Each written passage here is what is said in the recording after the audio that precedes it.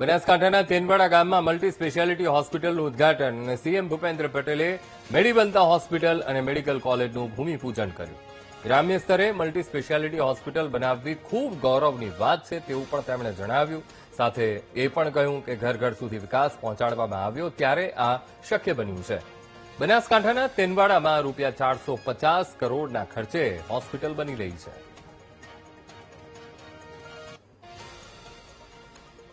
નેતા અને યશસ્વી વડાપ્રધાન શ્રી નરેન્દ્રભાઈ મોદી સેવા સુશાસન ના સળંગ 12 વર્ષ પૂર્ણ કરી અને વિકસિત ભારત તરફ આગળ વધી રહ્યા છે.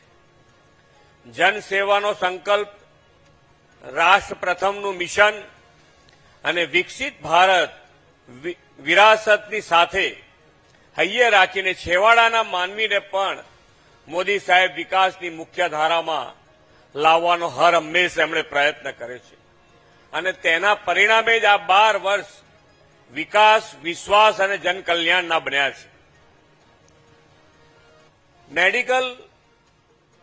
મેડિકલ સુવિધાઓ સેવા કરવા માટે સેવાનું માધ્યમ કોઈ પણ હોઈ શકે, પણ મેડિકલ માટે ગ્રામ્ય સ્તરે મલ્ટી સ્પેશિયાલિટી હોસ્પિટલ બનાવવું, આ વિચાર આવવો એ પણ એક આપણા માટે કે ગ્રામ્ય સ્તરે મલ્ટી સ્પેશિયાલિટી હોસ્પિટલ આપણે બનાવીશું, ત્યાં આગળ કોણ આવશે, સુવિધાઓ કેવી રીતે આપી શકીશું, આ બધા જ વિચારો આપણને પહેલા આવતા હતા. અત્યારે તમે જુઓ તો આ એક કિસ્સો પહેલો કિસ્સો નથી કે ગ્રામ્ય સ્તરે મલ્ટી સ્પેશિયાલિટી હોસ્પિટલ બનતી હોય. આના પહેલા પણ હું 3 જગ્યાએ આવી મલ્ટી સ્પેશિયાલિટી હોસ્પિટલનું લોકાર્પણ કરાવીને આવ્યો છું.